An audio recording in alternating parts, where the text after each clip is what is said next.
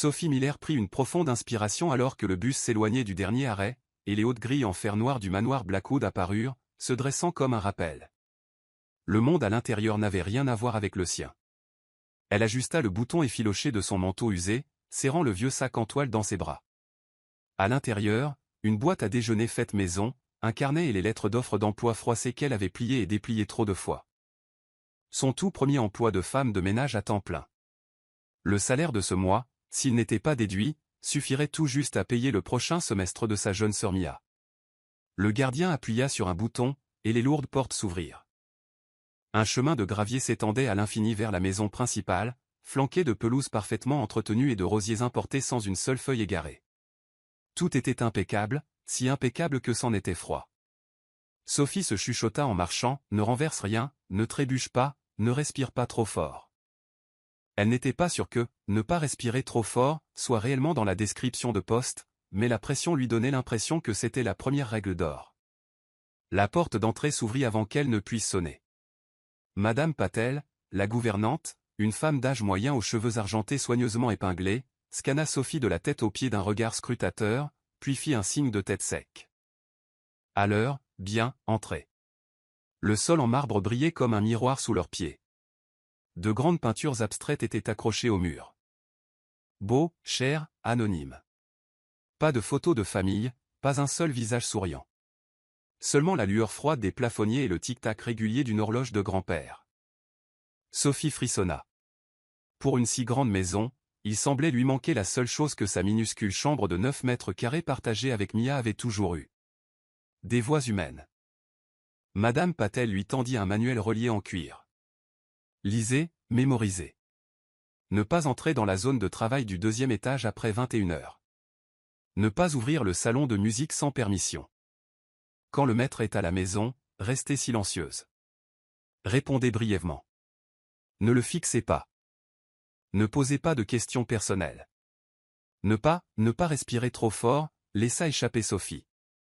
Les mots sortirent avant que son cerveau ne puisse les arrêter. Madame Patel cligna des yeux, puis quelque chose que personne n'attendrait au manoir Blackwood se produisit. Le coin de ses lèvres a tremblé. « Je n'ai pas écrit cette ligne, » répondit-elle, la voix plus douce. « Mais ça ne ferait pas de mal. » Elles passèrent par la cuisine où Marcus, le chef costaud, sortait des plaques de pain du four. L'odeur de beurre fondu fit gargouiller l'estomac de Sophie. Marcus l'aperçut et lui fit un clin d'œil. « Nouvelle recrue ? Bienvenue au royaume de glace. » Il désigna le plafond où la climatisation bourdonnait. « Je plaisante. » Enfin, presque. Les cuisiniers rirent doucement avant de se taire rapidement, comme si même le rire pouvait entraîner une retenue sur salaire. Dans le salon du personnel, Madame Patel lui donna un uniforme, un tablier et un plan de la maison. Ce matin, nettoyer le salon, remplacer les fleurs et vérifier le robot aspirateur. Ne le fixez pas. Il a une caméra. Et restez à l'écart de Monsieur Blackwood, sauf si on vous appelle.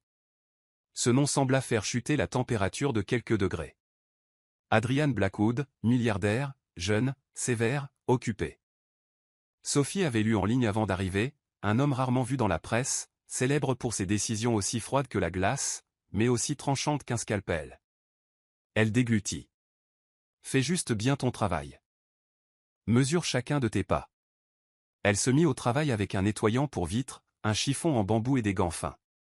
Chaque fois qu'elle essuyait une table, son reflet déformé la regardait depuis la surface polie. Elle remplaça le vase en cristal par des camélias frais. Dans un coin, le robot aspirateur rond se dandinait. Sa surface était décorée d'yeux en papier que quelqu'un avait collé, lui donnant un air. Il heurta le pied de Sophie en émettant un bip de reproche. « Désolé, monsieur Robot » chuchota Sophie, le soulevant par-dessus un tapis pour qu'il ne se coince pas. Le robot bipa à nouveau et retourna immédiatement nettoyer l'endroit où elle venait de se tenir. Petite chose zélée. Elle sourit, cachant une fleur d'hortensia cassée dans un gobelet en papier jeté, prévoyant de la mettre dans la salle du personnel. Une petite touche de couleur dans cette immense maison glaciale. Vers 10 heures, l'interphone sonna. Madame Patel apparut, la voix basse mais ferme. Le maître est rentré plus tôt, tout le monde en position. L'air changea instantanément. Marcus rangea ses couteaux et les nettoyeurs disparurent. Sophie serra un plateau, de l'eau minérale avec quelques tranches de citron, et se tint près d'une colonne exactement là où Madame Patel lui avait montré. Ne renverse pas, ne. Des bruits de pas résonnèrent sur le marbre, réguliers et assurés. Adrian Blackwood entra par la porte comme si elle avait été construite pour lui seul. Grand, mince, dans un manteau gris anthracite ajusté, une cravate bleu marine, et une fine montre en argent dépassant de sa manchette. Il n'avait pas besoin de regarder autour de lui pour savoir où tout se trouvait. Il appartenait à cet ordre. Programme. Ses yeux restaient sur son téléphone. L'assistant derrière lui rapportait d'un ton monocorde, comme un bulletin météo. Sophie se prépara, attendant le moment où elle devrait s'avancer avec l'eau.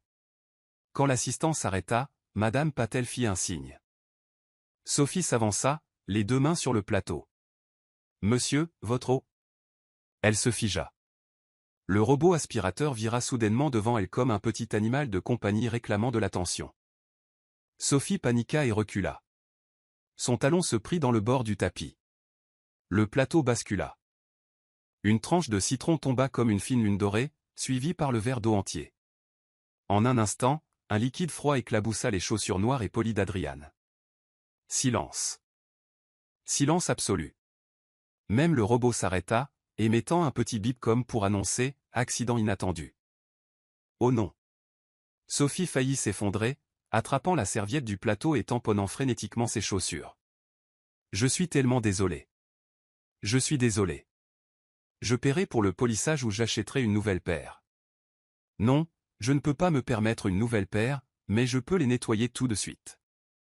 5 minutes, 10. Ça suffit. » La voix d'Adrian était profonde. Décisive. Pas forte, mais assez ferme pour que les doigts de Sophie se figent en plein mouvement. Elle leva les yeux. De si près, elle vit ses yeux gris. Pas glacial, mais comme de l'acier.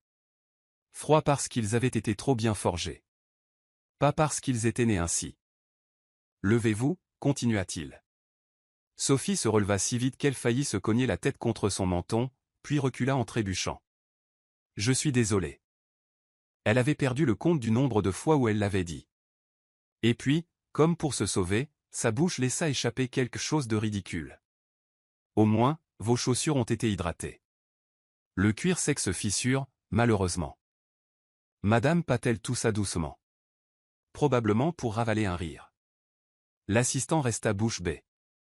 Depuis la cuisine, Marcus fit semblant d'ajuster sa toque de chef, cachant clairement son visage. Une brève pause comme une aiguille d'horloge touchant la marque. Puis le front d'Adrian bougea, ni un froncement de sourcils ni un relâchement. Il baissa les yeux sur ses chaussures mouillées, puis sur la serviette dans les mains de Sophie. Puis sur ses mains, propres mais calleuses, marquées par des jours de travail. Non, demanda-t-il à Sophie. Sophie Miller. Elle déglutit. Je viens de commencer aujourd'hui. Raison de votre candidature? La question lui glaça le sang. Dire la vérité ou quelque chose de plus joli? Sophie prit une inspiration. Pour payer les frais de scolarité de ma sœur, monsieur, et pour couvrir 2 mois de loyer en retard. Un autre temps de silence. Dedans, Sophie vit son reflet sur ses chaussures mouillées. Cheveux attachés à la hâte. Col légèrement froissé. Main serrant la serviette comme une bouée de sauvetage. Adrian hocha très légèrement la tête. Pas besoin de payer pour les chaussures. Et n'inventez pas des choses la prochaine fois. Ses yeux s'écarquillèrent. Je n'ai pas, il inclina légèrement la tête. Son regard gris perça ses défenses. Mais sa voix était calme. Je ne parlais pas des frais de scolarité. Je parlais de l'hydratation du cuir. Le coin de sa bouche bougea. Juste un fil d'humour. Un reniflement étouffé vint de la cuisine. Marcus devait avoir avalé de l'eau de travers. Adrian recula d'un demi-pas pour éviter que l'eau ne se répande davantage. Puis il jeta un coup d'œil à Madame Patel. Changer de chaussures, essuyer le sol. Mademoiselle Miller? Il marqua une pause comme s'il pesait quelque chose. Suivez les règles, mais ne courez pas à l'intérieur. Et ne laissez pas le robot vous guider. Sophie rougit. Oui, monsieur. Il se détourna, reprenant le rapport de l'assistant. Comme si l'incident n'était rien de plus qu'une poussière dans son emploi du temps précisément chronométré. Pourtant, en passant devant les camélias que Sophie venait d'arranger, il ralentit d'un demi-pas, jetant un coup d'œil aux pétales crémeux et aux fines feuilles vertes. Juste un instant fugace. Puis il continua son chemin. Quand la porte du bureau se referma derrière lui, le salon exhala avec tout le monde à l'intérieur. Marcus s'approcha, glissa un morceau de pain beurré dans la main de Sophie. « Tu as survécu, la nouvelle. » Madame Patel essuya le sol, jetant un regard à Sophie. Il a renversé de l'eau sur ses chaussures. « Et vous êtes toujours là. » Impressionnant. Sophie serra le plateau, son cœur battant encore la chamade. Avant de partir, elle se pencha pour ramasser la tranche de citron qui gisait près des roues du robot. Elle regarda ses yeux autocollants et chuchota, « N'embête plus les gens, d'accord ?» Le robot bipa et s'éloigna en roulant, laissant derrière lui un éclat impeccable comme si aucune flaque n'avait jamais existé. Dans le salon du personnel, Sophie plaça l'hortensia cassée dans le gobelet en papier et ajouta un peu d'eau. Une petite touche de couleur douce après une matinée tendue. Elle envoya un texto à Mia, « Je vais bien, je n'ai pas été virée. Je rentrerai tôt pour faire des nouilles. » Le message fut marqué comme « Vu » presque instantanément, suivi d'un emoji cœur. La poitrine de Sophie se détendit. Elle ouvrit le manuel. Les règles strictes et droites reflétaient cette maison. Dans la marge de la première page, elle écrivit doucement au crayon, « Règle 0, ne laissez personne se sentir humilié. » Elle le souligna. Peut-être que même un manoir pouvait se réchauffer, en commençant par de petites choses comme ça. Le faible son d'un piano parvint de l'étage. Bref, comme si quelqu'un avait appuyé sur une touche puis l'avait abandonnée. Sophie leva les yeux au plafond. Peut-être que personne d'autre ne l'avait remarqué.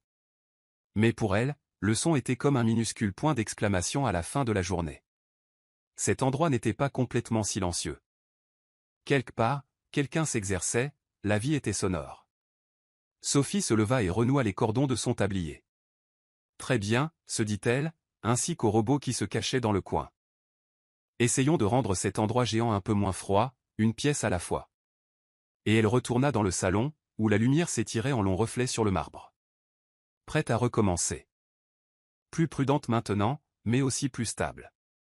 Au manoir Blackwood, son premier jour n'avait pas été parfait, mais il avait été réel. Et parfois, la réalité était la chose la plus chaleureuse de toutes. Sophie se réveilla très tôt, avant même que le soleil ne se soit levé derrière les montagnes lointaines. Madame Patel lui avait confié la tâche du matin, vérifier tout le salon, essuyer les surfaces en bois et polir les rampes d'escalier. Le manoir était si vaste qu'elle marchait sans cesse dans des couloirs sans fin. Les lumières jaune pâle se projetaient sur le sol de marbre froid. Plus elle marchait, plus elle remarquait quelque chose d'étrange. Il n'y avait pas une seule photographie de famille. Les hauts murs ne contenaient que des peintures abstraites, des lignes dures, des tons sombres. Dans sa petite chambre louée, si exiguë qu'elle et Mia devaient plier la table à manger juste pour dérouler un matelas pour dormir, il y avait toujours des photos des sœurs s'enlaçant lors des festivals scolaires, des clichés d'elles portant des bonnets de laine tricotés à la main en hiver. Ici, chaque pan de mur était nu et stérile, comme si l'on avait délibérément effacé toute trace de mémoire. « Cette maison n'a pas de cœur », murmura Sophie, en époussetant tout en levant les yeux vers un cadre de la taille d'une fenêtre. Sa voix lui revint en écho, semblant encore plus froide. Dans la cuisine, Marcus empilait des plateaux. Petit déjeuner pour le maître, toast et œufs au plat. Et toi? Il haussa les épaules en direction de Sophie. Repas du personnel, mais je t'ai gardé un croissant. Mange-le avant qu'il ne refroidisse. Sophie sourit avec reconnaissance. La viennoiserie était beurrée et parfumée. Mais en l'avalant, elle pensa, le petit déjeuner ici doit toujours être le même. Précis, répétitif à la minute près. Pas de petit déjeuner tardif avec des rires, pas de taquinerie pour quelqu'un qui a brûlé les œufs. Elle ne pouvait s'empêcher de se demander, un homme si riche, vivant dans un manoir si grand. Et pourtant, pas un seul son de famille. Une maison sans rire. Ce soir-là, Sophie était de service, remplaçant les fleurs dans le bureau. Elle hésita devant la porte en bois sombre. Madame Patel l'avait prévenue de ne jamais entrer sans permission. Mais avait aussi dit, si le maître appelle, apporter les fleurs sur son bureau. À ce moment précis, la voix d'Adriane retentit. « Entrez. » Elle poussa la porte. Des étagères tapissaient les murs, remplis de livres. L'air portait l'odeur du vieux bois, mêlée à celle du papier neuf. Au centre, Adrian était assis derrière le bureau, la tête penchée sur son ordinateur. La lampe projetait de la lumière sur son visage, dessinant des ombres nettes sous ses pommettes. Une épaisse pile de documents était soigneusement posée à côté de lui. Pas une seule page de travers. Mettez les fleurs là. Il ne leva pas les yeux. Sa voix était stable, mécanique, comme une machine donnant des ordres. Sophie remplaça soigneusement le vase, arrangeant les roses blanches fraîches avec précision. Elle regarda autour d'elle, pas de photographies, pas de souvenirs, pas de notes manuscrites. Tout était aligné, ordonné, d'une précision glaçante. En reculant, ses yeux tombèrent accidentellement sur l'écran de l'ordinateur. L'emploi du temps affiché en rouge, 6 heures, réveil, exercice. 7 heures, petit déjeuner, rapport. 7h30, réunion vidéo, 9 heures, travail de bureau, 23h30, lecture de rapport, notes. Chaque minute, chaque heure était comptabilisée. Pas de dîner avec quelqu'un, pas d'appel à la famille. Adrian leva les yeux juste au moment où Sophie reculait. Ses yeux gris rencontrèrent les siens, aussi froids que l'acier. Si vous avez terminé, partez. Oui, monsieur. Sophie inclina la tête, se tournant pour partir, mais ce regard la fit réfléchir. Des yeux qui ne se reposent jamais. Tard dans la nuit. Sophie se réveilla au son d'un bruit inhabituel.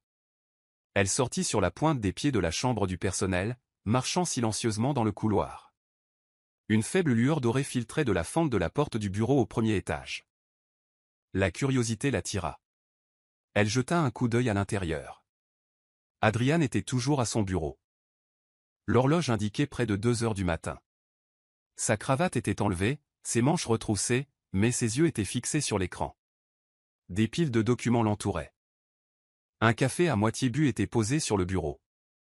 Sa tâche s'étalait sur une feuille de papier. La sévérité de la journée avait disparu.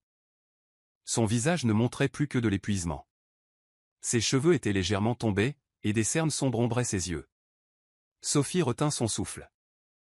Il ressemblait à une machine fonctionnant sans arrêt, refusant de s'éteindre. Pourtant, même les machines ont besoin de repos. Adrian se frotta les tempes, fermant brièvement les yeux. À cet instant, Sophie vit la solitude qui le recouvrait.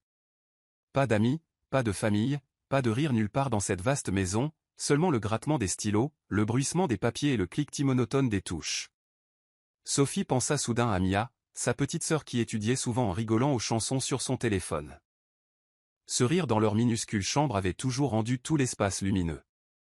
Ici, dans une maison plus grande qu'une école, il n'y avait pas un seul sourire.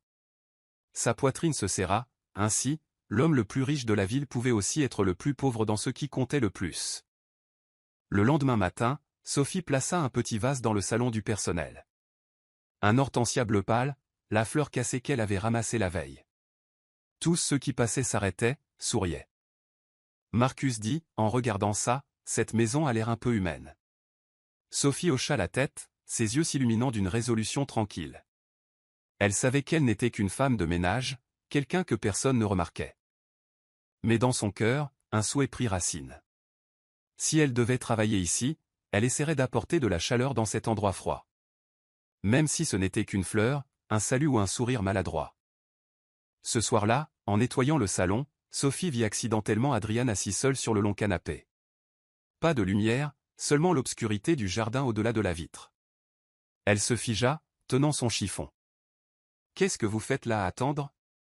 Sa voix coupa l'air, bien que ses yeux soient restés sur la fenêtre. « Je nettoyais juste la table, monsieur. »« Alors faites-le. » Sophie hocha la tête et commença à essuyer. Elle entendit un faible soupir, si doux que cela aurait pu être le vent. Son cœur s'agita.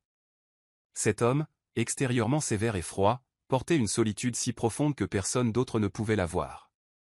Pendant un instant, Sophie voulut dire « Vous n'êtes pas obligé d'être seul comme ça », mais elle se retint. Elle connaissait la ligne entre maître et serviteur. Au lieu de cela, elle plaça tranquillement un vase de roses blanches fraîches sur la table, s'inclina légèrement. « Bonne nuit, monsieur. » Adrian ne répondit pas, mais alors que Sophie se retournait, elle entrevit ses yeux s'attarder sur la fleur pendant un très long moment. À midi le troisième jour, Marcus, le chef cuisinier, dut se précipiter dehors car sa fille avait de la fièvre. Madame Patel dit à Sophie, surveillez la cuisine. Tout ce que vous avez à faire est de réchauffer la marmite de soupe de légumes que le maître a l'habitude de manger. Oui, madame, hocha la tête Sophie, l'anxiété bouillonnant en elle. Elle avait l'habitude de cuisiner des nouilles instantanées ou de simples purées de pommes de terre pour Mia, mais n'avait jamais touché une marmite de soupe en cuivre géante posée sur une cuisinière à gaz étincelante. Elle alluma le brûleur, mit la soupe à chauffer et se laissa distraire en essuyant les comptoirs. Quand elle se retourna, de la vapeur s'échappait et une étrange odeur de brûlé remplissait l'air. Paniquée, Sophie éteignit la flamme, mais il était trop tard. Le fond de la marmite était carbonisé. Une fumée blanche se répandit dans la cuisine. Sophie toussa violemment, se précipitant pour ouvrir la fenêtre. Juste à ce moment-là, Adrian descendit les escaliers, prêt pour le déjeuner. Le maître, habitué à des repas soignés et ordonnés, trouva à la place une brume enfumée. Et Sophie, agitant frénétiquement l'air avec le couvercle de la marmite. « Mais que diable faites-vous » La voix d'Adrian devint grave. Sophie se figea, les joues rouges écarlates.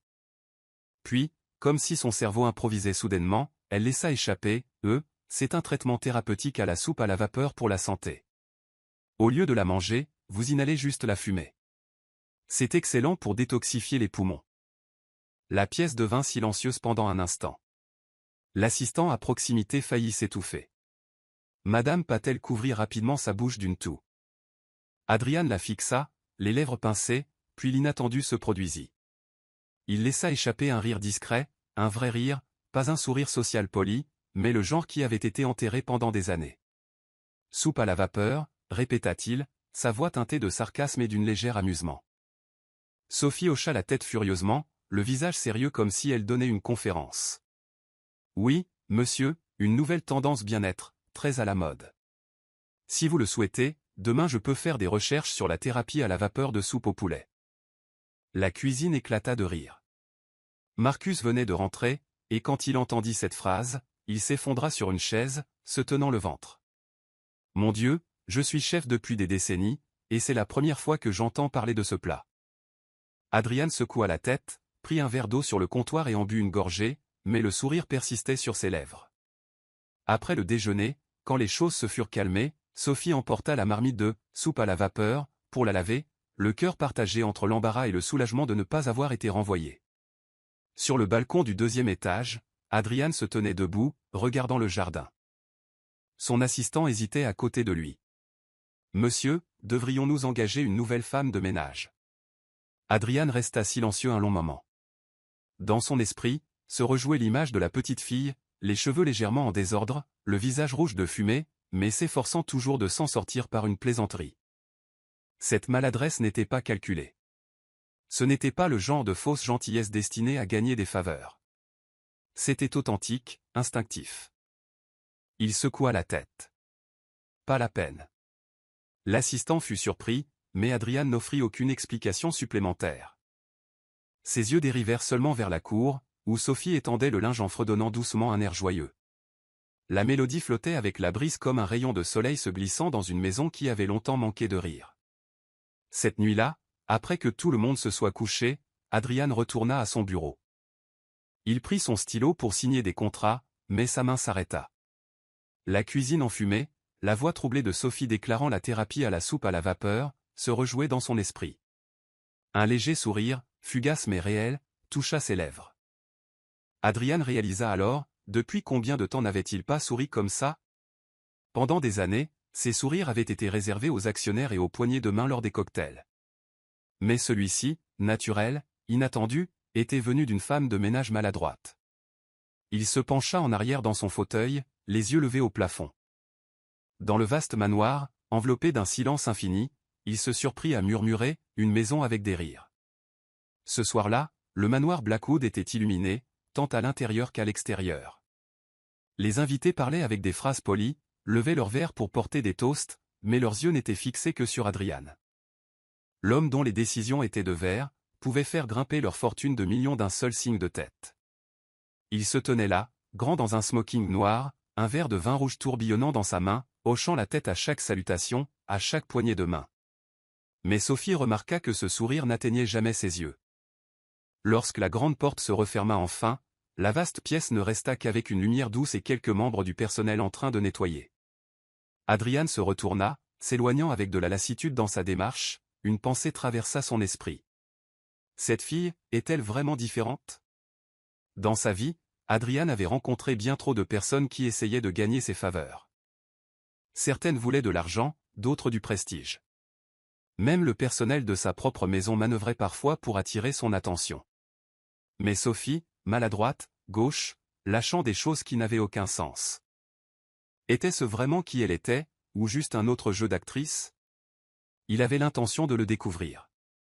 Alors que Sophie portait son plateau dans le hall, elle se figea à la vue d'Adrian descendant l'escalier en titubant. Sa cravate desserrée, sa chemise déboutonnée au col, son verre de vin pendant mollement dans sa main. « Monsieur » halta-t-elle en se précipitant vers lui. « Vous allez bien ?» Adrian s'appuya nonchalamment contre le mur, arborant un léger sourire narquois. « Je vais bien, juste un peu trop de vin. » Il fit semblant de faire un autre pas, puis s'affaissa sur le canapé du salon, ses genoux heurtant presque la coudoir. Sa respiration était délibérément lourde. Intérieurement, Adrian pensa, « Maintenant, voyons ce que tu vas faire. » Une fille essayant d'attirer mon attention crierait fort, ferait une scène et jouerait le rôle de la personne attentionnée juste devant moi. Mais la réaction de Sophie ne fut pas celle qu'il attendait. Elle posa le plateau sur la table, courant en petits cercles, paniquée. « Oh mon Dieu, boire autant est dangereux. Que dois-je faire ?» Jetant un coup d'œil autour d'elle, elle se précipita dans la cuisine. Quelques minutes plus tard, elle revint, tenant une tasse fumante d'eau miel et dorée. « J'ai lu quelque part que le miel aide avec l'alcool. Je ne sais pas si c'est vrai, mais essayons. » Elle s'agenouilla à côté de lui, soutenant doucement son épaule, pressant la tasse dans sa main. Adrian bougea légèrement, faisant semblant de secouer la tête. Sophie n'abandonna pas. Elle posa la tasse sur la table, attrapa une serviette froide et la pressa soigneusement sur son front. « Reposez-vous un peu. Vous vous sentirez mieux après avoir dormi. » Les yeux mi-clos, Adrian vit son visage à cet instant, troublé, déterminé, les mains tremblantes qui trahissaient son inquiétude. Pourtant, ses yeux n'étaient remplis que de sincérité, pas une trace de calcul. Sophie s'assit sur le bord du canapé, silencieuse un long moment. Puis elle se mit doucement à chanter. Sa voix n'était pas polie, parfois fausse, mais elle portait une chaleur désarmante. C'était une berceuse pour enfants qu'elle chantait à Mia quand sa petite sœur ne pouvait pas dormir. « Dors bien maintenant, les doux rêves viendront demain, le soleil se lèvera à nouveau. » La simple mélodie flottait doucement dans la pièce. Une maison habituée uniquement au bruit de pas et au tic-tac des horloges. Adrian resta immobile, écoutant. Dans ses souvenirs fanés, personne ne lui avait jamais chanté de berceuse pour l'endormir. À l'orphelinat, les nuits venaient avec le grincement des ventilateurs, pas des berceuses. Adulte, les nuits étaient remplies de documents et du bourdonnement des ordinateurs. Mais maintenant, il y avait une voix maladroite et chaleureuse, chantant juste pour lui. La poitrine d'Adrian se serra. Soudain, le jeu qu'il jouait lui parut cruel. Après un moment, Sophie vit que sa respiration s'était régularisée. Son corps se détendit. Elle expira de soulagement. Puis elle remarqua quelque chose. Le salon était froid. La climatisation bourdonnait, soufflant un courant d'air. Elle regarda autour d'elle. Pas de couverture. Personne d'autre à proximité. Après un moment d'hésitation, Sophie enleva son propre manteau fin et le drapa soigneusement sur lui. Ce n'était rien d'extraordinaire. Juste un tricot beige bon marché, usé sur les bords. Mais c'était tout ce qu'elle avait. « Dormez bien, monsieur. » Elle chuchota, puis s'assit sur la chaise en face, posant sa tête sur son bras, montant la garde. Ses yeux se fermèrent bientôt de fatigue, mais elle resta obstinément à proximité. Adrian entr'ouvrit un œil. Le petit manteau était étalé sur lui, portant la faible odeur de savon bon marché mêlée à une trace de jasmin. En face de lui, la jeune femme s'était assoupie, la tête penchée, son visage calme et fatigué. Une chaleur inconnue se répandit dans sa poitrine.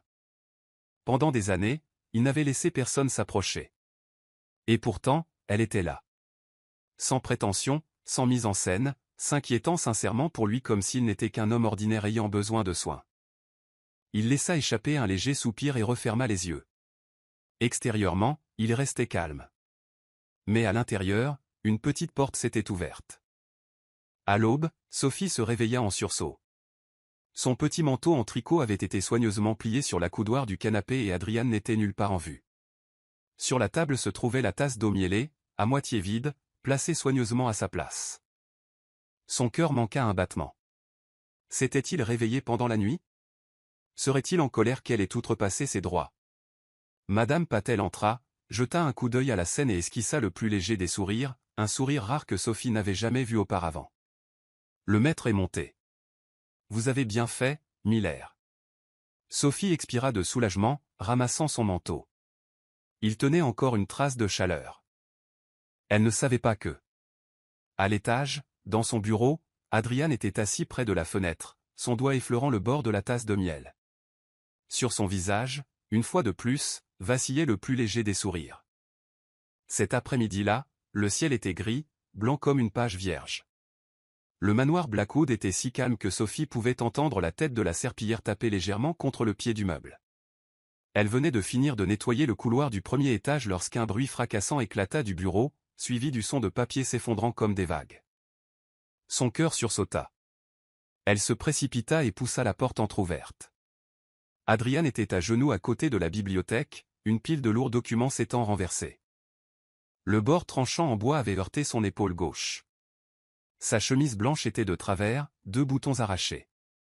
Avant que Sophie ne puisse même reprendre son souffle, elle le vit. La longue et vilaine cicatrice qu'elle avait entreaperçue une fois auparavant. Maintenant fendue d'une fine déchirure fraîche, une ligne de rouge vif suintant et descendant le long de son bras comme un fil de sang. « Monsieur », Sophie tomba à genoux à côté de lui. « Vous allez bien? Laissez-moi appeler un médecin. » La mâchoire d'Adrian se serra, sa main droite s'appuyant sur le sol, sa gauche agrippant son épaule, ses yeux gris brillèrent de son irritation habituelle. « Pas la peine, je vais bien. » Sa voix était froide, sèche, définitive. « Mais quel, bien, allez avec ce visage pâle ?»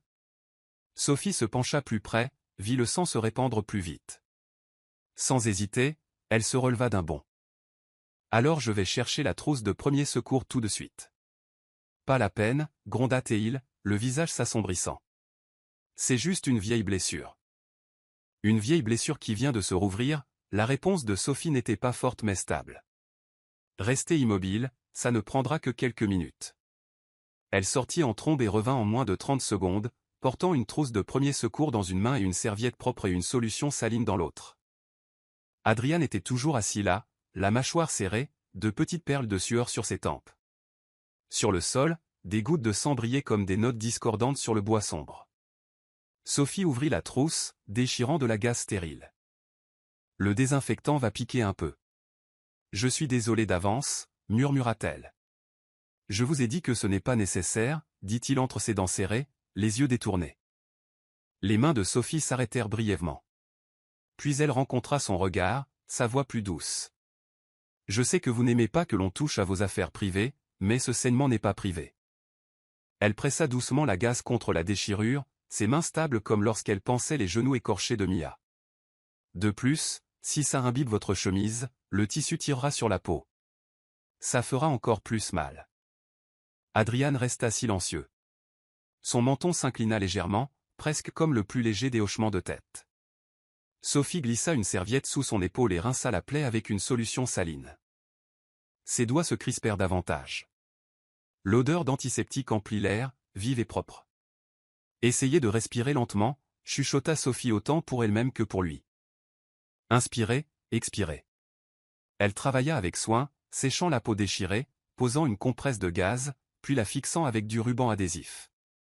En enroulant le bandage sur son épaule, sa paume la brûlait, à part la hâte, à part l'intimité fragile de toucher la partie de sa vie qu'il avait toujours cachée. « C'est fait, » dit-elle doucement. « Ce n'est pas profond. Je changerai le pansement pour vous demain. » Adrian tira sur sa chemise, s'arrêtant au 2e bouton. Sa main se figea. Sous la gaze blanche se trouvait la vieille cicatrice, longue, déchiquetée, se tordant comme une rivière asséchée, et la nouvelle déchirure la coupant comme un canal frais. Il détourna le visage, sa voix rauque. Vous n'avez pas besoin de vous soucier comme ça. Sophie le regarda, ses yeux portant une douceur qui ne vacillait pas. Tout le monde a des blessures. La vraie question est de savoir si vous laisserez quelqu'un d'autre les panser. L'air dans la pièce sembla s'immobiliser. Le ventilateur de plafond tournait lentement, la lumière tremblait faiblement, et les papiers sur le sol se turent. Adrian ne répondit pas, mais à cet instant, ses yeux gris changèrent, comme la surface d'un lac touché par le vent. Une fine ondulation se levant, brisant le silence. Et dans cette ondulation, une tempête se leva. Il était de nouveau un garçon, petit, accroupi sur le sol d'une maison étroite aux murs tachés et au ventilateur de plafond chancelant. La main tremblante de son père serrait une bouteille, les yeux injectés de sang. Ne fais pas de bruit. La voix de l'homme était rauque et aiguë, la puanteur de l'alcool lui brûlant le nez. Puis la nuit de pluie, chaque goutte tambourinant sur le toit en tôle, alors que la bouteille se brisait, le verre tranchant l'épaule du garçon. Douleur brûlante, chaleur, le sang coulant dans la manche déchirée. Il ne cria pas, crier ne ferait qu'empirer les choses. Il se mordit seulement la lèvre jusqu'au sang, la vision se brouillant dans la puanteur de l'alcool et le tonnerre. Le jour où sa mère est morte, la maison s'est obscurcie comme une lampe qui s'éteint. Peu de temps après, son père est également parti, une nuit froide et humide, quand une voiture gisait brisée au bord de la route, l'alcool avait volé les rires puis la famille. Le garçon entra à l'orphelinat. Il apprit à plier les coins de son lit en carré parfait, à enfermer ses pleurs dans sa poitrine, à durcir tout ce qui pouvait rester de douceur. Il jura qu'en grandissant, il ne boirait jamais. Il choisirait l'ordre plutôt que le chaos, la discipline plutôt que le laxisme. Si le monde ne le pensait pas, il se penserait lui-même, avec le travail, avec le succès, avec les murs épais d'un manoir sans rire. Monsieur, la voix de Sophie ramena Adrian de la tempête. Elle était assise bas à côté de lui, les mains sur ses genoux maintenant, ne le touchant pas, juste restant là. Je suis désolé si j'ai outrepassé mes droits. Adrian cligna des yeux, revenant au présent. La bibliothèque, la faible odeur d'antiseptique, le pansement blanc frais sur son épaule. Il baissa les yeux, des papiers éparpillés, un rapport taché d'une goutte de sang, pas plus grosse qu'un ongle. Pour la première fois, la honte ne venait pas de la faiblesse, mais de la réalisation de combien de temps il avait laissé de vieilles peurs le diriger. Non, dit-il, la voix basse. Vous avez fait ce qu'il fallait. Sophie sourit faiblement, et ce sourire, calme et sans prétention, toucha un endroit profond en lui où les berceuses n'avaient jamais atteint. Reposez-vous un peu, monsieur, dit-elle en rassemblant les papiers en une pile soignée.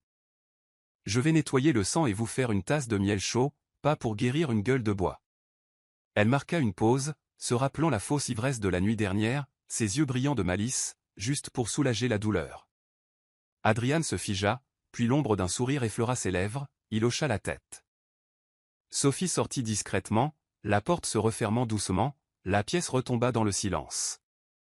Mais ce silence était différent, pas le silence de la solitude, mais celui d'une blessure qui venait d'être touchée par une main chaude.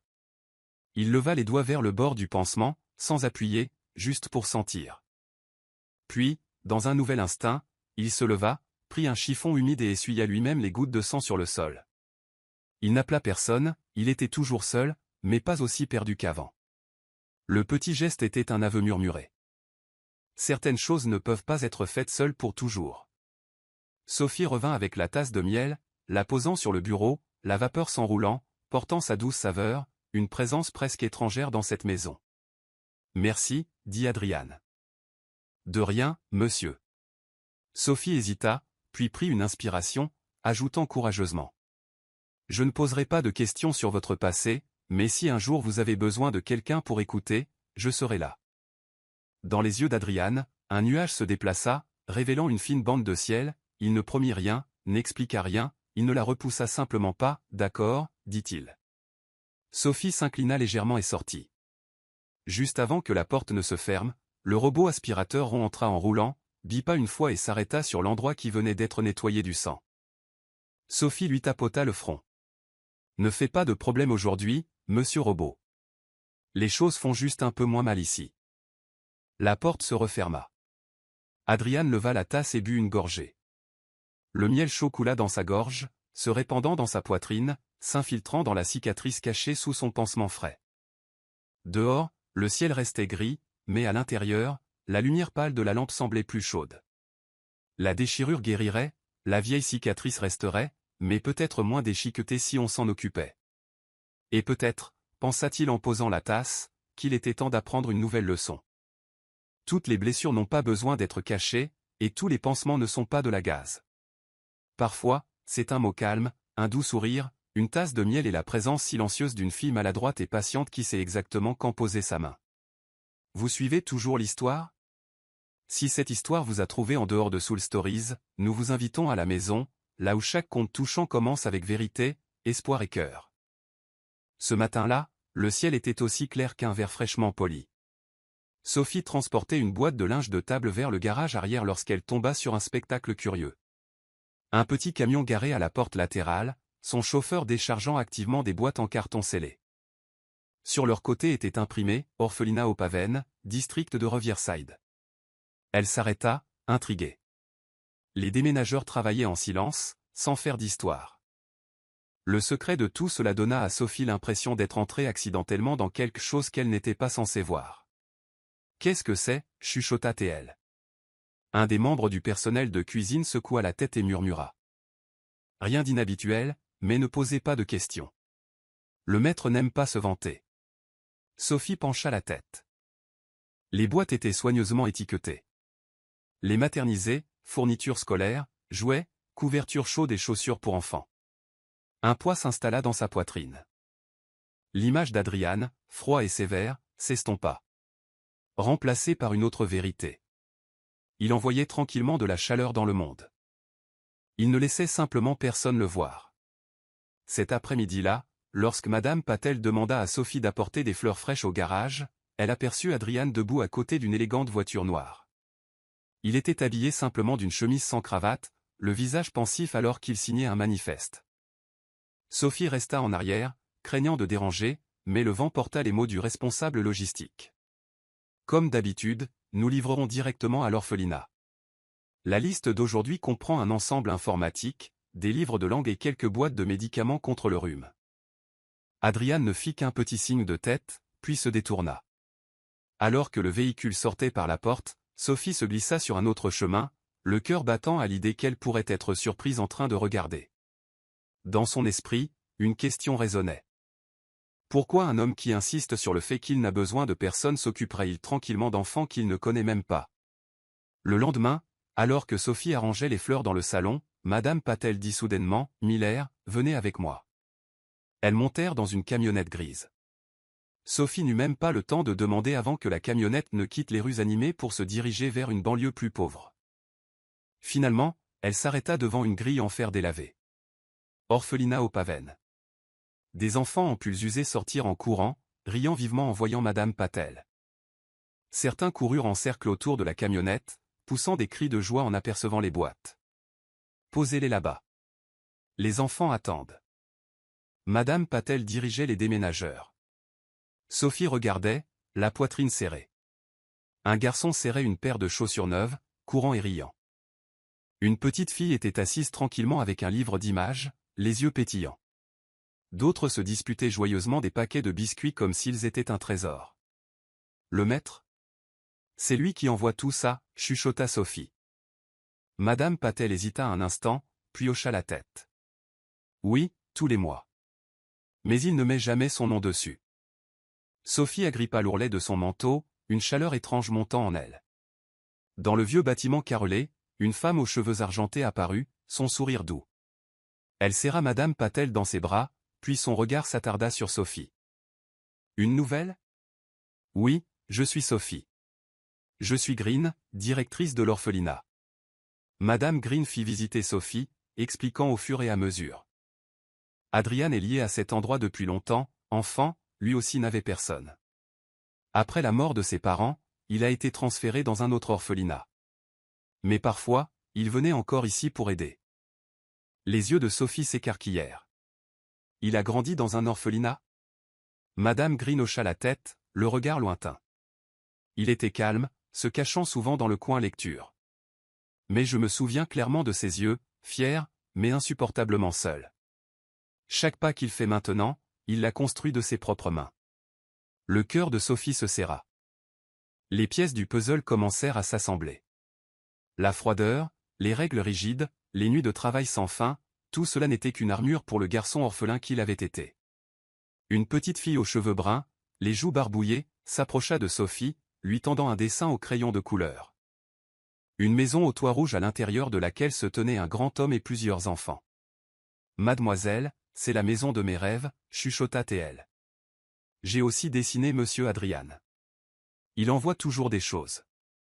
Mais il n'a jamais mangé avec nous. » Sophie se figea, fixant le dessin, dans sa poitrine une pointe de chagrin éclata. La nuit dernière, elle avait vu Adrian assis seul, une figure solitaire dans le vaste salon.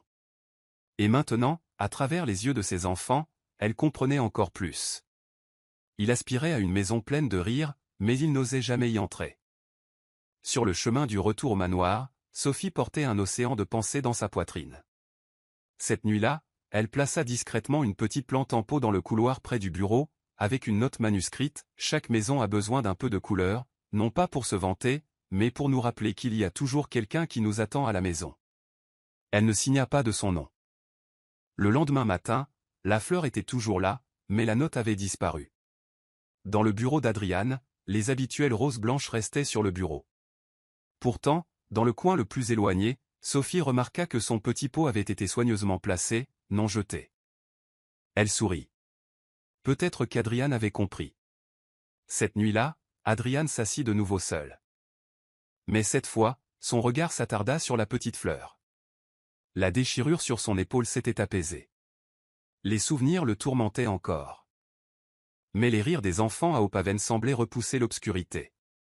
Il toucha légèrement le pot, se chuchotant à lui-même, pour ses oreilles seulement. Un jour, je franchirai cette porte. Et Sophie, de loin, fit sa propre promesse. S'il ne trouvait jamais le courage, elle serait celle qui lui ouvrirait doucement cette porte. Au crépuscule, le ciel de la ville avait pris la couleur du plomb lourd. Des nuages noirs déferlaient comme des vagues en colère, avalant le coucher du soleil. Sophie pliait des serviettes dans la cuisine quand le tonnerre gronda, faisant vibrer les vitres. Marcus leva les yeux, fronçant les sourcils. On dirait qu'il y aura une grosse tempête ce soir. Sophie frissonna. Elle détestait le tonnerre, détestait l'obscurité. Depuis son enfance, depuis la mort de sa mère, elle portait le souvenir d'avoir été accidentellement enfermée dans un débarras sombre par un voisin négligent. La petite Sophie s'était recroquevillée pendant des heures, n'écoutant que le martèlement de la pluie sur le toit en tôle et le grattement des rats dans les coins. Cette peur ne l'avait jamais quittée. Pour elle, l'obscurité signifiait l'abandon. Comme prévu, à 8 heures précises, la tempête s'abattit sur la ville. Les vents hurlèrent, la pluie s'acharna contre les vitres. Le tonnerre déchira le ciel. Puis, soudain, le courant fut coupé. Le manoir entier plongea dans une obscurité totale. « Oh non !» chuchota Sophie, le cœur battant la chamade. Elle tendit la main à l'aveuglette, mais plus elle essayait, plus elle heurtait des choses. Un bruit de verre brisé retentit. Elle avait fait tomber un petit vase en verre. Le fracas résonna, se mêlant au tonnerre, déchirant les cieux. Dans la cuisine, les autres se précipitèrent pour trouver des lampes de poche. Mais les jambes de Sophie tremblaient de manière incontrôlable. Son dos était pressé contre le mur. Tout ce qu'elle pouvait entendre était sa propre respiration saccadée et le martèlement incessant de la pluie comme des tambours de guerre. Du couloir sombre, une lueur vacillante apparut. Adrian s'approcha, portant une bougie fraîchement allumée. Sa flamme dorée vacillait, adoucissant les traits nets de son visage. Il se figea en voyant Sophie blottie dans le coin. Les bras enroulés autour d'elle-même. Les yeux fermés. « Miller ?» Elle sursauta, ouvrant les yeux. La lumière de la bougie l'illumina. Pendant un instant, Sophie ne put dire s'il était le maître froid de la maison ou une lumière salvatrice dans la tempête. « Je suis désolé. J'ai cassé le vase, balbutia-t-elle, la voix tremblante comme un insecte chuchotant. Adrian jeta un coup d'œil aux éclats dispersés sur le sol, puis la regarda de nouveau. Il aurait pu la gronder, aurait pu aboyer des ordres comme d'habitude, mais il ne le fit pas. Il posa la bougie sur le rebord de la fenêtre et s'accroupit à côté d'elle. Sa voix était profonde, stable. « Vous avez peur du noir ?» Sophie se mordit la lèvre et hocha la tête. « Depuis que je suis petite, je déteste les nuits d'orage. » Après la mort de ma mère, j'ai été enfermé dans un débarras sombre. Ce sentiment, ses yeux brillèrent. J'ai juste pensé que s'il faisait tout noir, personne ne viendrait jamais me chercher. Adrian resta silencieux. Les flammes étiraient leurs ombres longues sur le mur. Puis il parla, la voix plus basse que d'habitude. Je comprends. Elle se tourna vers lui, surprise. À l'orphelinat, toutes les nuits étaient sombres. Dit-il, la tête appuyée contre le mur, les yeux perdus dans un souvenir. Pas de berceuse, pas d'histoire pour s'endormir, juste la pluie s'infiltrant par une fenêtre fissurée et les insectes rongeant le bois. Je pensais, si je disparaissais dans cette obscurité, personne ne le remarquerait. Ces mots tombèrent dans le silence, rompus seulement par la tempête à l'extérieur. Sophie contempla son profil à la lueur de la bougie, et pour la première fois, elle ne vit pas de l'acier, mais de la lassitude et une solitude gravée plus profondément que les rides sur son front. Doucement, elle dit, peut-être que l'obscurité n'est qu'un rappel que tout le monde a besoin d'une lumière à ses côtés.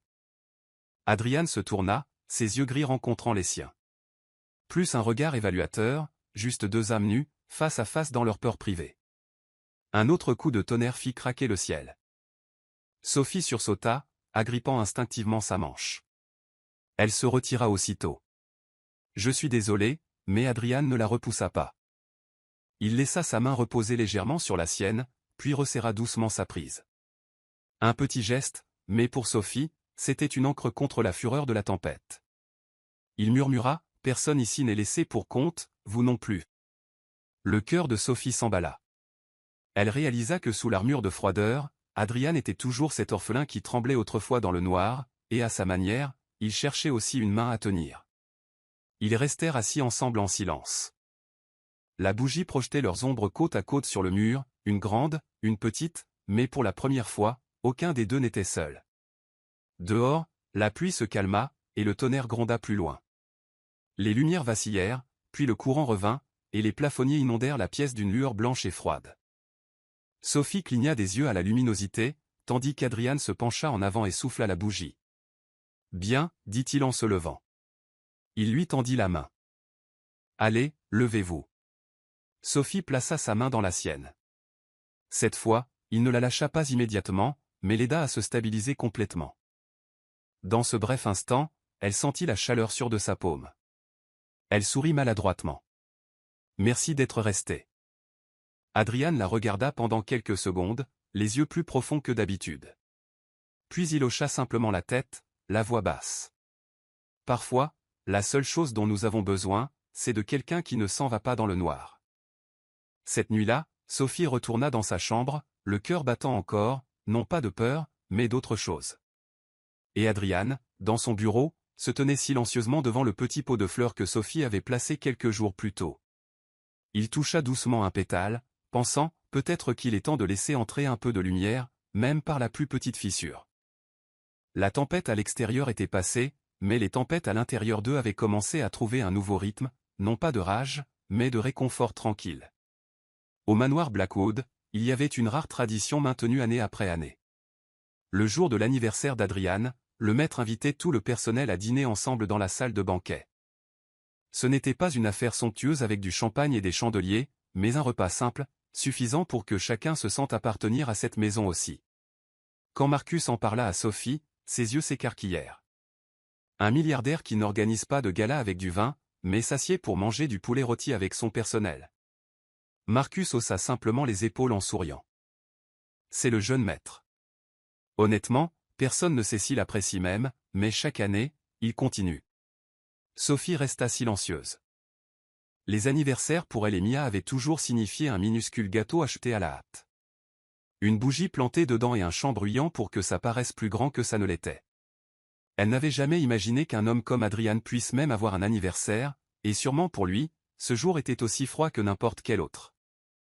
La salle de banquet était simplement dressée, poulet rôti, salade, soupe de potiron et un grand gâteau. Le personnel était assis à de longues tables, l'air bourdonnant de chuchotements. Adrian entra dans un costume sombre minimaliste, son expression aussi composée que d'habitude. Mais quand tout le monde chanta en chœur, « Joyeux anniversaire, monsieur », il hésita une fraction de seconde, puis hocha la tête. Un léger sourire poli toucha ses lèvres, mais Sophie, du bout de la table, remarqua qu'il n'atteignait jamais ses yeux. Un par un, les cadeaux furent présentés. Madame Patel offrit un stylo plume vintage. Marcus, une bouteille de vin rare. Le chauffeur, une montre de poche de collection. Chaque cadeau était élégant et cher. Puis vint le tour de Sophie. Elle était assise, figée, serrant le petit paquet emballé dans du vieux papier journal. Son cœur battait à tout rompre. Quelle idée imprudente. Mais que pouvais-je faire d'autre? J'ai aussi un cadeau pour vous, dit Sophie en se levant, les joues rouges. La table se tut. Une nouvelle femme de ménage, offrant un cadeau à un milliardaire? Les regards fusaient, curieux, sceptiques. Adrian fixa son regard gris sur elle comme pour la défier. Mademoiselle Miller? Sophie déglutit, posant le minuscule paquet sur la table. Je n'avais pas d'argent pour quelque chose de chic, alors je l'ai fait moi-même. Il le déballa, à l'intérieur se trouvait un dessin au crayon de couleur. Une petite maison au toit rouge, les fenêtres brillant de lumière. Des enfants riaient et jouaient dehors. Sur le porche se tenait un grand homme, ressemblant vaguement à Adrian. Dans un coin, un chat dormait en boule. Le personnel murmura. Marcus plaqua une main sur sa bouche, étouffant un rire. La panique de Sophie se déversa en mots, comme toujours. Je suis désolé si c'est moche, mais vous savez, personne n'achèterait jamais ça. Donc, c'est unique en son genre. Des rires parcoururent la table. La tension se relâcha. Si vous n'aimez pas, je peux en dessiner un autre. Avec une piscine, un garage plein de supercars pour aller avec le manoir. Mais je pense qu'une maison avec des rires est plus luxueuse que tout ça. Elle cligna des yeux, à moitié taquine, à moitié sérieuse. Plus de rire. Madame Patel secoua la tête en soupirant, mais ses yeux contenaient de la chaleur. Adrian ne rit pas bruyamment comme les autres. Il resta silencieux, les yeux s'attardant sur le dessin. Les lignes étaient maladroites, les couleurs inégales, mais chaque détail respirait la lumière. Lumière brillant aux fenêtres, un pot de fleurs sur le porche. Un rire invisible traversait la scène. Dans son esprit, la voix de Sophie résonna. Une vraie maison n'a pas besoin de faste. Elle a juste besoin de lumière, et de quelqu'un qui vous attend à votre retour. Une oppression lui serra la poitrine, comme si une corde invisible s'était enroulée autour. Pendant des années, les anniversaires n'avaient été rien de plus qu'une autre entrée dans son emploi du temps. Mais ce soir, dans ses mains, se trouvait le cadeau le plus maladroit et le plus vrai. Il leva les yeux, surprenant l'expression anxieuse de Sophie, comme un chaton qui a renversé un vase, se préparant à la réprimande. Et il dit, la voix basse, mais plus froide. Merci, Miller. C'est le cadeau le plus spécial que j'ai jamais reçu. La pièce devint silencieuse, puis éclata en applaudissements. Le visage de Sophie devint cramoisi. Elle marmonna pour elle-même. Spécial, parce que c'est le plus moche, n'est-ce pas? Marcus éclata de rire si fort qu'il faillit s'étouffer avec sa soupe. Quand les autres furent partis, Adrian resta, contemplant le dessin devant lui. La lumière chaude de la lampe rendait les couleurs plus riches. Dans ses souvenirs, les anniversaires n'avaient signifié rien de plus qu'une bouteille d'alcool roulant sur la table et des voix en colère. À l'orphelinat, c'était juste un autre jour passé à lire seul. Mais maintenant, quelqu'un avait osé lui donner une maison en images, quelque chose qu'il ne s'était jamais permis de rêver. Il pensa tranquillement, peut-être qu'une maison n'est pas un lieu de grandeur, mais l'endroit où quelqu'un vous attend. Un léger sourire toucha ses lèvres, pas un sourire poli, mais le sourire d'un homme s'autorisant pour la première fois à espérer. Les nouvelles ont une façon de se propager plus vite que n'importe quelle tempête. Juste un jour après le dîner d'anniversaire, une photo floue d'Adrian Blackwood souriant au dessin de Sophie apparut dans plusieurs tabloïds en ligne. Le titre criait « Le milliardaire froid Blackwood attendri par une pauvre femme de ménage ». Assise dans le salon du personnel, le vieux téléphone de Sophie vibrait sans arrêt avec les messages de ses amis. Ses mains tremblaient en faisant défiler les commentaires sans fin. C'est définitivement une chercheuse d'or. Elle sait comment attirer l'attention. Il n'est amusé que pour l'instant. Sa poitrine était insupportablement lourde. Pour la première fois, Sophie comprit ce que cela signifiait d'être disséquée sous les projecteurs du monde. Ce jour-là, Adrian assista à une réception d'affaires dans un hôtel 5 étoiles. Sophie l'accompagna pour aider avec les fleurs et servir les boissons. Elle essaya de rester silencieuse, invisible comme une ombre. Mais il n'était pas si facile d'échapper aux regards curieux. Dans le grand hall, une femme noble, Helena Voss, chef d'un célèbre groupe d'investissement, se dirigea vers eux. Elle portait une robe en velours vert émeraude profond, un collier de perles autour du cou. Son sourire était aussi tranchant qu'un couteau. Le regard d'Helena parcourut Sophie de la tête aux pieds, puis se courba en un sourire narquois et coupant. Alors c'est la nouvelle muse de Blackwood? Comme c'est amusant. Une femme de ménage qui ose entrer dans ce monde. Audacieux en effet. Sophie rougit jusqu'aux oreilles, reculant d'un pas, je ne fais que mon travail. Helena baissa la voix juste assez fort pour que Sophie l'entende. Ne pense pas qu'un petit croquis enfantin puisse attacher un homme comme Adrian. Les hommes comme lui s'amusent un moment. Puis tu seras jeté de côté comme les autres. Les invités à proximité ricanèrent à voix basse. Le visage de Sophie brûlait. Sa poitrine se serra comme si quelqu'un lui avait empoigné le cœur. À ce moment, Adrian apparut. Sa longue foulée traversa le sol. Les yeux gris brillants d'acier. Helena, sa voix était basse, décisive. Je crois que vous êtes allé trop loin. Le hall se figea. Helena haussa un sourcil. Je n'ai dit que la vérité, Adrian. Sûrement que tu ne gaspilles pas ton énergie pour une simple femme de ménage. Ce n'est pas une simple femme de ménage. La voix d'Adrian tonna. Assez forte pour trancher la pièce en silence. Sophie Miller est une personne que je respecte. Et quiconque l'insulte, m'insulte. Tous les yeux se tournèrent, stupéfaits. Le monde des affaires était habitué à voir Adrian comme froid. Calculateur. Ne défendant jamais personne publiquement. Pour la première fois, il le disait ouvertement. Avec des dizaines de témoins à portée de voix. Helena hésita. Puis força un sourire cassant avant de se détourner. Laissant des ondulations de murmures dans son sillage. Sophie resta figée. Les oreilles bourdonnantes. Ces mots résonnaient encore. Une personne que je respecte. Son cœur battait la chamade. La joie tremblait en elle. Pour être rapidement avalée par la peur. Elle regarda autour d'elle. Les flashs des appareils photo crépitaient. Les journalistes griffonnaient. Les hommes d'affaires chuchotaient. Les gros titres de demain exploseraient. Et elle savait que le scandale ne toucherait pas seulement Adrian. Il pourrait ébranler tout son empire. Sur le chemin du retour au manoir. Sophie était assise sur la banquette arrière. Les doigts tordant l'ourlet de son chemisier. Adrian regardait par la fenêtre. Silencieux. L'air dans la voiture était lourd. Comme du plomb. Il l'avait défendu. Mais à quel prix? Cette nuit-là, Sophie était allongée dans son petit lit. Les yeux grands ouverts. Le vent hurlait devant les fenêtres du jardin. Mais ce n'était pas à moitié aussi effrayant que la tempête en elle. Les mots d'Helena résonnaient. Tu seras jeté de côté. Les flashs des caméras brûlaient derrière ses yeux. Et par-dessus tout, la silhouette d'Adrian, grande et inflexible. La protégeant d'une voix qui traversait le hall. Quiconque l'insulte, m'insulte. Des larmes chaudes coulèrent. Sophie enfouit son visage dans l'oreiller, se chuchotant à elle-même. Je ne peux pas le laisser avoir des ennuis à cause de moi. Elle se redressa brusquement. Ouvrit un tiroir. Et prit une feuille de papier. Ses mains tremblaient tandis qu'elle écrivait quelques lignes tremblantes de démission. Une seule raison. Courte et simple. Je ne veux pas causer plus de problèmes au maître. Sophie glissa une lettre dans son sac. Se disant qu'elle la laisserait sur le bureau de Madame Patel le matin. Et puis disparaîtrait. Son regard se leva vers la fenêtre.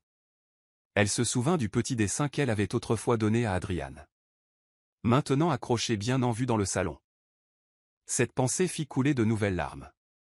Je suis désolé, Adrian, chuchota-t-elle dans le noir. Mais je ne peux pas rester. L'aube se leva. La lumière du soleil se déversant par les hautes fenêtres. Baignant le manoir d'un or pâle. La maison bourdonnait de son rythme habituel. Des marmites bouillonnant dans la cuisine.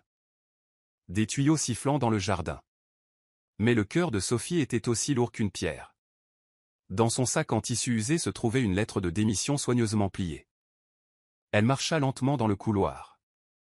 chaque coup de ses chaussures résonnant comme un battement de tambour dans ses oreilles.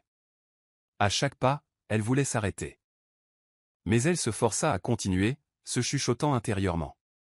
Pour lui. Je dois partir pour qu'il ne souffre plus à cause de moi. Dans le salon, elle glissa la lettre sous le plateau d'argent sur la table. Elle leva les yeux. Son dessin était toujours accroché là. La lumière du matin faisait briller les fenêtres du tableau d'un éclat doré. Comme si elles étaient vraiment vivantes. Sa gorge se serra. Au revoir, chuchota-t-elle. Elle se retourna, marchant rapidement vers la porte d'entrée. Mais juste au moment où sa main toucha la poignée. Une voix profonde et familière retentit derrière elle. Miller. Sophie se figea. Son cœur sursauta. Non. Pas maintenant. Elle se retourna. Adrian se tenait à quelques pas seulement. Chemise sombre. Cravate encore dénouée. Clairement fraîchement descendue des escaliers. Dans sa main. Sa lettre. Ses yeux gris s'assombrirent comme une tempête qui éclate. Qu'est-ce que c'est? Sophie déglutit. Juste. Une lettre de démission. Pourquoi? Sa question coupa comme une lame. Calme mais tranchante. Sophie baissa la tête. Les doigts agrippant la lanière de son sac. Parce que. Je ne veux pas vous causer plus de problèmes. Les médias en disent déjà assez. Les gens là-dehors pensent que je suis une chercheuse d'or. Si je pars, les choses se calmeront à nouveau. Le silence s'étira. Les rideaux s'agitèrent avec le courant d'air. La lumière vacillant sur le sol. Adrian s'approcha. Sa voix rauque. Comme s'il retenait quelque chose de féroce. Vous pensez que je me soucie plus de ce qu'ils disent que de vous. Sophie leva ses yeux remplis de larmes. Vous m'avez défendu. Mais cela signifie seulement que vous encaissez les coups. Je ne veux pas. Assez. Adrian la coupa. Froissant le papier dans sa main jusqu'à ce qu'il soit chiffonné. Sa voix tremblait d'une force contenue. Ne comprenez-vous pas? Je n'ai jamais défendu personne de ma vie. Jamais. Mais hier, je l'ai fait. Parce que je... Il s'interrompit, les yeux brillants d'un conflit intérieur. Mais alors les mots s'échappèrent avant qu'il ne puisse les arrêter. Parce que je tiens à vous. Le monde sembla se figer. Les yeux de Sophie s'écarquillèrent. Ses lèvres s'entr'ouvrirent.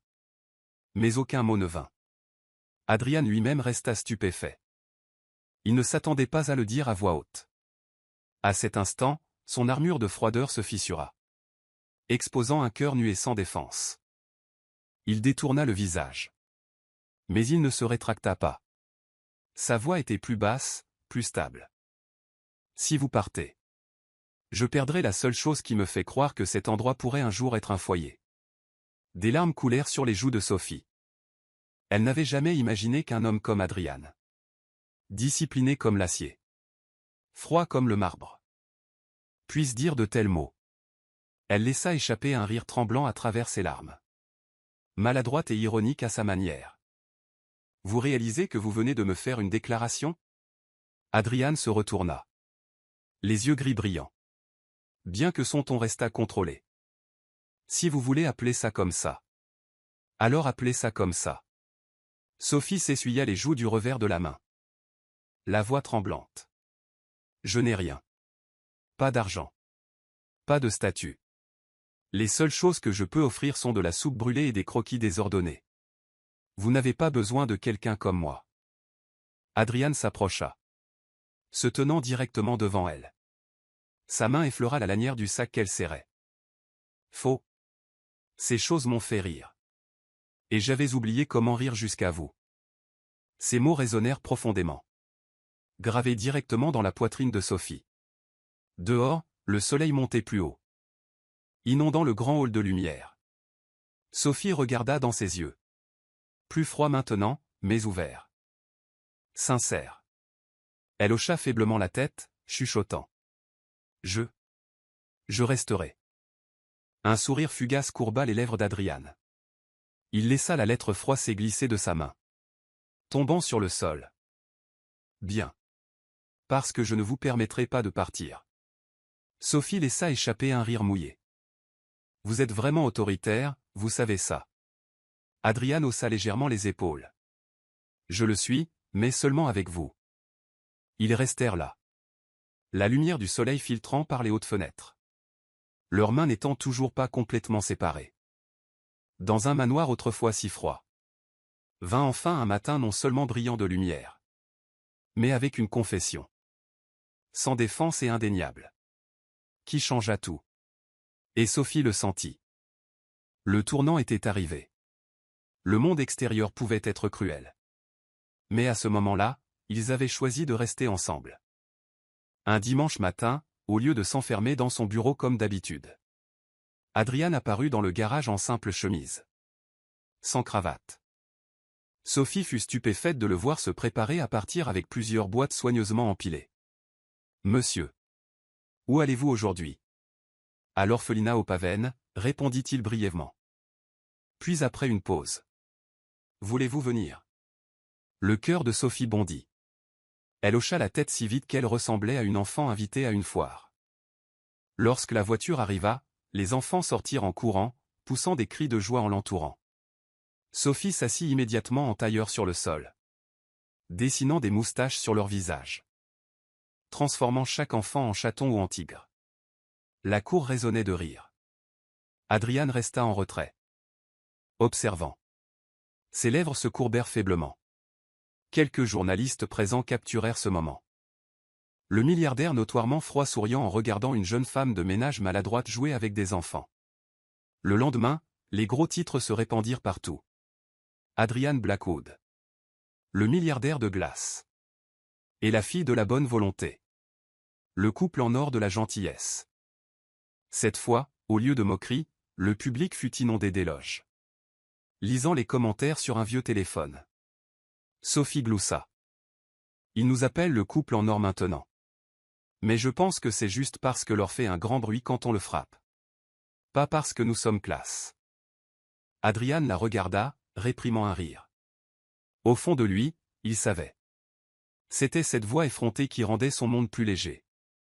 Un après-midi, en époussetant l'escalier. Sophie laissa échapper soudainement, comme si elle avait découvert quelque chose de grandiose. Monsieur, pourquoi ce manoir a-t-il tant de pièces vides qui ne servent à rien? Et si nous en ouvrions une pour que les orphelins viennent apprendre, lire et jouer? Adrian fronça les sourcils. C'est une résidence privée, Miller. Je ne dis pas de transformer tout l'endroit en école. Elle mit les mains sur ses hanches, les yeux pétillants. Juste une pièce. Imaginez. Des enfants pratiquant leur ABC ici. L'odeur des biscuits de Marcus flottant dans l'air. Et mes fleurs s'épanouissant près de la fenêtre. Ça n'a pas l'air sympa. Il hésita, puis hocha la tête de manière inattendue. D'accord. Et ainsi, une pièce inutilisée fut transformée en salle de lecture communautaire. De nouvelles étagères, de petites tables et chaises, des tapis colorés. Sophie scotcha même les dessins des enfants sur les murs. Le jour de l'ouverture, la pièce résonna de rire, d'alphabets récités, et Marcus fit semblant d'être un monstre pour poursuivre les enfants. Sophie regarda autour d'elle et surprit Adrian debout près de la porte. Les bras croisés, mais ses yeux s'adoucirent. Un petit sourire tirant sur ses lèvres. Enfin, le manoir Blackwood avait des rires. Bientôt, ce ne fut plus qu'une fois. La presse s'habitua à voir Adrian et Sophie ensemble lors d'événements caritatifs. Ils finançaient des bourses. Elle apprenait aux enfants à dessiner et à faire des biscuits. Un jour, un journaliste lui demanda carrément, « Mademoiselle Miller, quel est votre secret pour garder un milliardaire aussi froid ?» Sophie cligna des yeux, l'air sérieux, mais seulement pour quelques secondes. « Facile, je brûle la soupe, je fais des croquis d'anniversaire moches, et je le fais rire quand il ne veut pas. Qui pourrait survivre à ce genre de torture ?» La pièce éclata de rire. Adrian, debout à côté d'elle, offrit son premier grand sourire sans retenue en public. La photo se répandit sur toutes les plateformes, le couple en or de la haute société, amoureux et au service de la communauté. Adrian ne se souciait pas du titre, mais quand Sophie agita le journal devant lui avec enthousiasme, il marmonna seulement, « Le couple en or ?» On dirait une marque de bain de bouche. Sophie se plia en deux de rire. Peu à peu, le manoir se transforma. Le salon fut rempli du son des notes de piano alors que Sophie s'entraînait avec les enfants. Le jardin arrière fleuri et même une balançoire fut ajoutée. Le dîner ne signifiait plus 2 assiettes solitaires, mais incluait souvent Marcus, Madame Patel, et les enfants qui étaient invités à se joindre. Un soir, après que tout le monde soit parti, Adrian et Sophie étaient assis sur la véranda, le clair de lune se déversant sur le jardin. Je pensais que le bonheur était un luxe, dit tranquillement Adrian, contemplant le pot de fleurs que Sophie avait planté. Mais tu l'as transformé en quelque chose de simple que je peux atteindre. Sophie pencha la tête, souriant malicieusement. Alors tu ferais mieux de t'y accrocher. Si tu le perds, je dessinerai 100 autres images moches et je les accrocherai partout dans ce manoir, juste pour te le rappeler. Adrian rit, un rire ouvert et chaleureux qui persista. Le cœur de Sophie se gonfla. Enfin, cet homme avait appris à vraiment sourire. 1 an plus tard. Pour le prochain anniversaire d'Adrian, le manoir Blackwood ouvrit ses portes non seulement au personnel, mais aussi aux orphelins et aux familles en difficulté. La salle de lecture était devenue un centre communautaire rempli de dessins, de livres et de musique. Adrian et Sophie se tenaient la main en annonçant la création de la fondation Blackwood Miller, dédiée à aider les orphelins et les pauvres. Lorsque les appareils photo crépitèrent, Adrian ne se retira pas comme il l'aurait fait autrefois. Il laissa Sophie tenir sa main fermement, souriant naturellement. Dans le grand hall, le petit dessin d'anniversaire maladroit de Sophie, autrefois enveloppé dans du vieux papier journal, était accroché, encadré, honoré comme un symbole. Les visiteurs le virent et comprirent. Une vraie maison n'a pas besoin de luxe, seulement de lumière et de rire. Cette nuit-là, après le départ des invités, Sophie était assise sur la balançoire du jardin tandis qu'Adrian la poussait doucement par derrière. « Adrian, penses-tu que cette maison est enfin un foyer maintenant » demanda-t-elle, les yeux brillants. Il se pencha plus près, lui chuchotant à l'oreille. « Oui, grâce à toi. » Sophie rit doucement, posant sa tête sur son épaule. Au-dessus, des feux d'artifice d'anniversaire éclatèrent, dispersant des couleurs dans le ciel. Dans le cœur des acclamations des enfants, dans les éclats de rire résonnant dans le jardin, 2 personnes qui avaient autrefois vécu dans l'ombre avaient trouvé la lumière l'une en l'autre. Et à partir de cette nuit-là, le manoir Blackwood ne fut plus froid et silencieux, mais un foyer vivant de joie. Un symbole d'amour, d'espoir, et du bien qui grandit lorsque 2 cœurs osent enfin s'ouvrir.